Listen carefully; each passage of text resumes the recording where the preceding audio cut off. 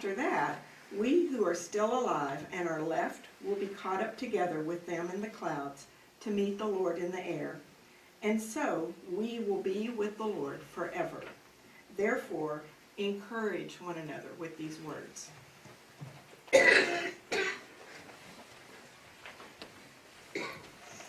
We're now going to share a song that Leona loved dearly called Step Into Forever.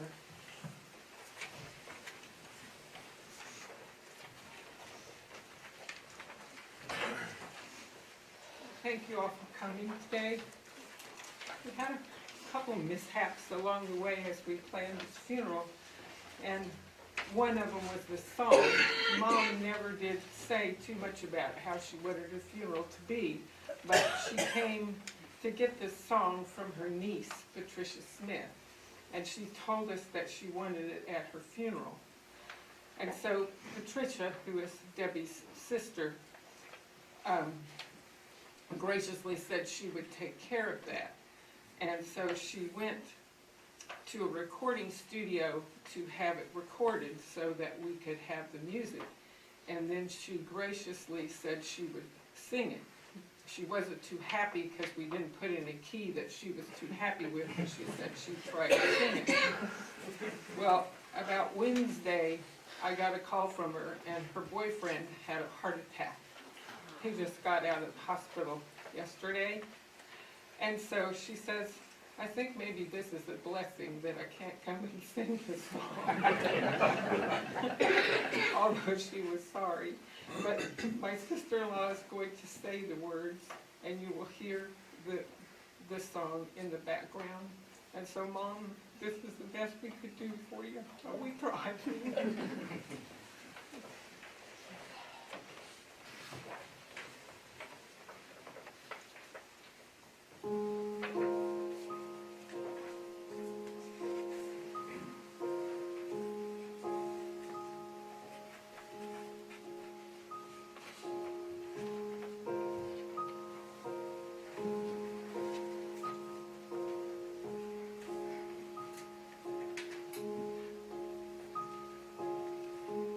In a leisure hour, gazing at a flower, I wondered how much more could heaven's splendor be. In the sunlight's beaming, I was caught in dreaming, and I heard the blessed Savior say, step into forever and see the place I have for you. Welcome to forever. The past is gone and all is new. You've not seen nor have you ever heard what I have prepared for you. And your mind can never comprehend how much I've cared for you. Step into forever. No need of sun or moon above. Walk with me forever and know the sunlight of my love. This is why I sent my son to die that day on Calvary, so you could live forever, forever here with me. I am filled with wonder as my spirit ponders the glory that exists within the heavenly walls. May my life reflect him, may my heart expect him, and my soul rejoice when Jesus calls. Step into forever and see the place I have for you. Welcome to forever. The past is gone and all is new. You've not seen nor have you ever heard what I've prepared for you. And your mind can never comprehend how much I've cared for you. Step into forever. No need of sun or moon above. Walk with me forever and know the sunlight of my love. This is why I sent my son to die that day on Calvary, so you could live forever, forever here with me.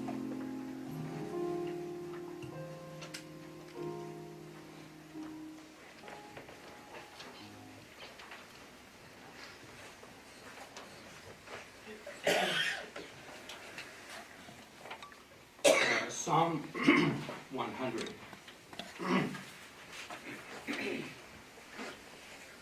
Make a joyful noise to the Lord, all the lands. Serve the Lord with gladness. Come into his presence with singing. Know that the Lord is God. It is he who made us, and we are his. We are the people and the sheep of his pasture. Enter his gates with thanksgiving and his courts with praise. Give thanks to him. Bless his name, for the Lord is good. His steadfast love endures forever, and his faithfulness to all generations. And Psalm 121. I lift up my eyes to the hills. From whence does come my strength? My help comes from the Lord who made heaven and earth. He will not let your foot be moved. He who keeps you will not slumber. Behold, he who keeps Israel will neither slumber nor sleep. The Lord is your keeper. The Lord is your shade on your right hand. The sun shall not smite you by day, nor the moon by night. The Lord will keep you from all evil. He will keep your life. The Lord will keep your going out and your coming in from this time forth and forevermore.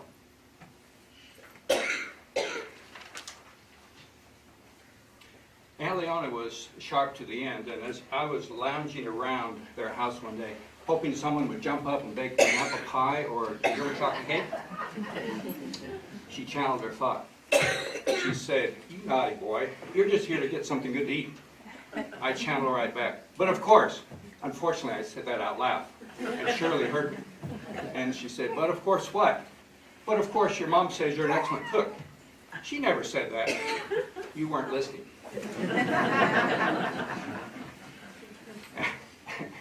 And another time, she leaned over to me and she said, "That naughty girl." I said, "Which one?" "Silly Shirley." "Oh, silly Shirley." "Oh, and why is she naughty?" She fooled everybody saying it was my 95th birthday to that big party that we had. And she absolutely insisted that I was 95, but I was really just 94. And said, "Yes, that's right." Shirley kicked me under the table there, and she mouthed,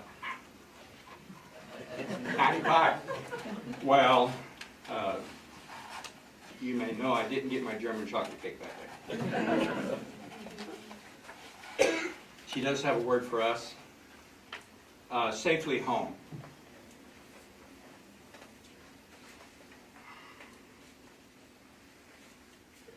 I am home in heaven, dear ones, and so happy and so bright. There is perfect joy and beauty in this everlasting light. All the pain and grief is over, every restless tossing past. I am now at peace forever, safely home in heaven at last. Did you wonder how I so calmly trod the valley of the shade? Oh, but Jesus' love illumined every dark and fearful glade. And he came himself to meet me in that way so hard to tread, and with Jesus' arm to lean on, could I have one doubt or dread? Then you must not grieve so sorely, for I love you dearly still. Try to look beyond earth's shadows. Pray to trust our Father's will. There is work still waiting for you, so you must not idly stand. Do it now while life remains. You shall rest in Jesus' land. When that work is all completed, he will gently call you home. Oh, the rapture of that meeting. Oh, the joy to see you come.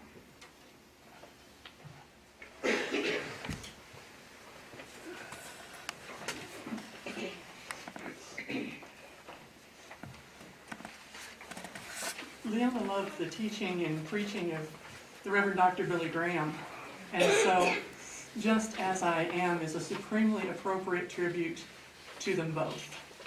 Would you sing verses 1, 5, and 6?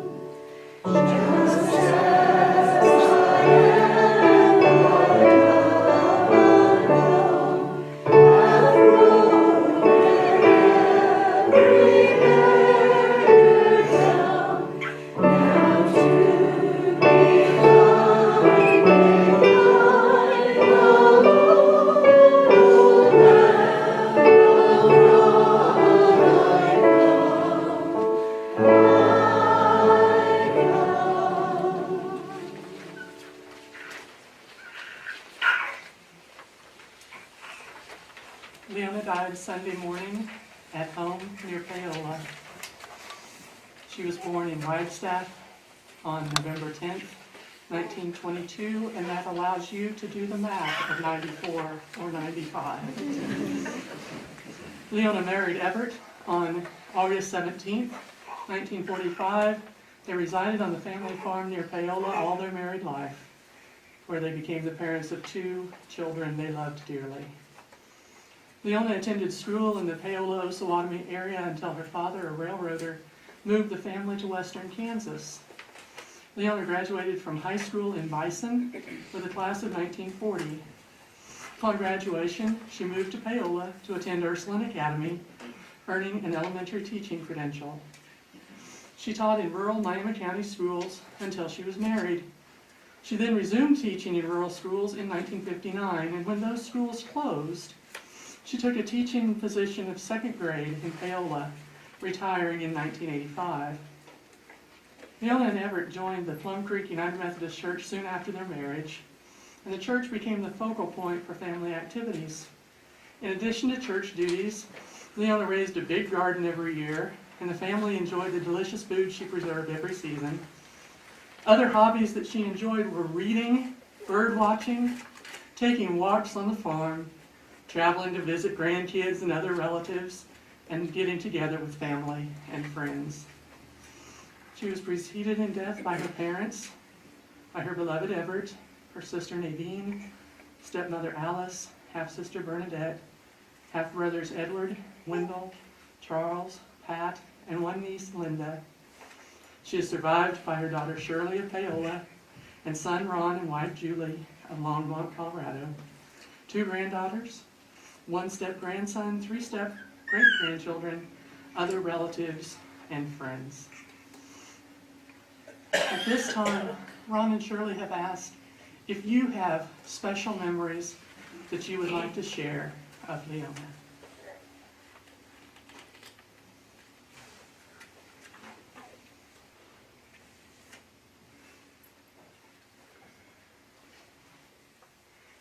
If there aren't, please, yes.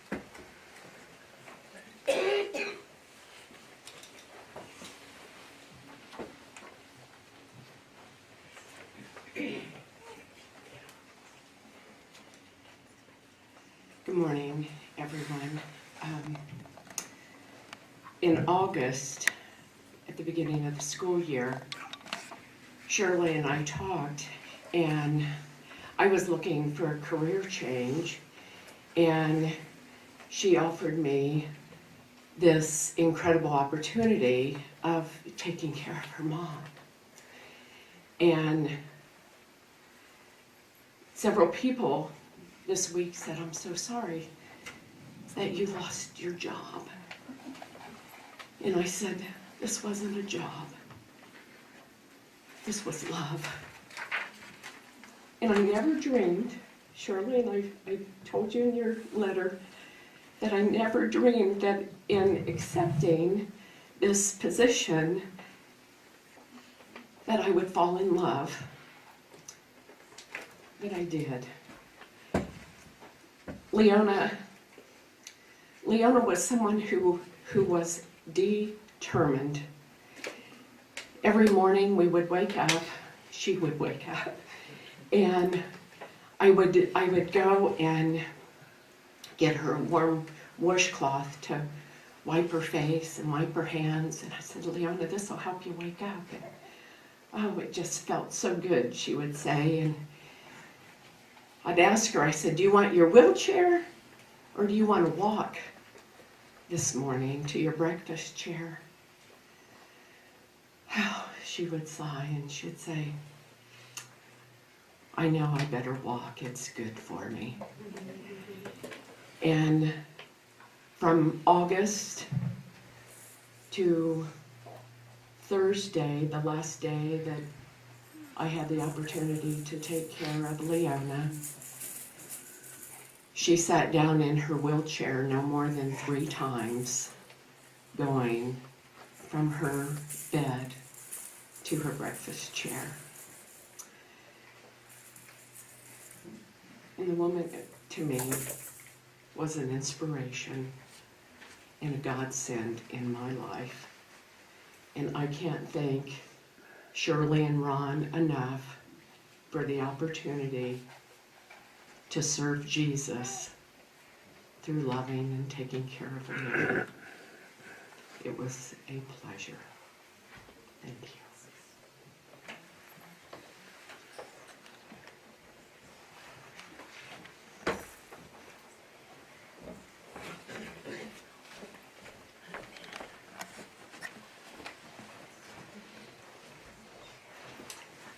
I'm Sharon Prentice Calhoun, and I grew up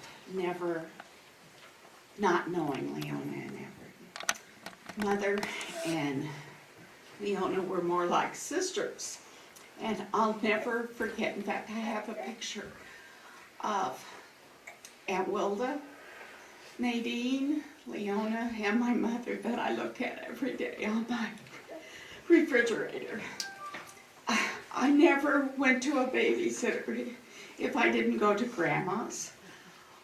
I went to Leona and Everett's or to Kitty Wilson's house. Those were the only babysitters I ever had in my life. And Leona and Everett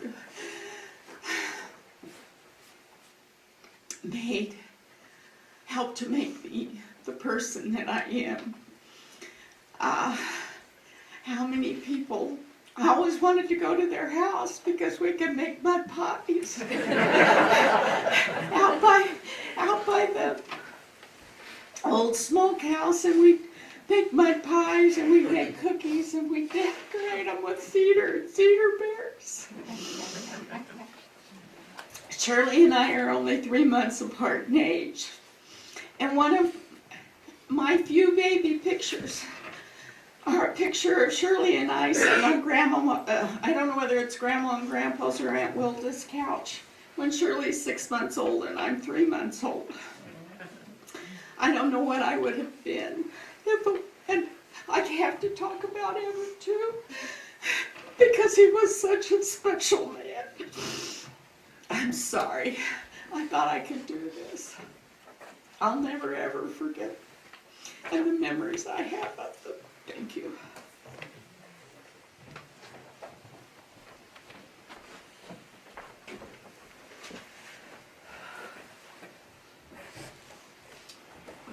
God bless you, Sharon and Kathy. Thank you all for being here today. Let me get my notes out here. It was Wednesday morning of this traumatic week that I came upstairs early in the morning and found my sister sitting at the breakfast bar.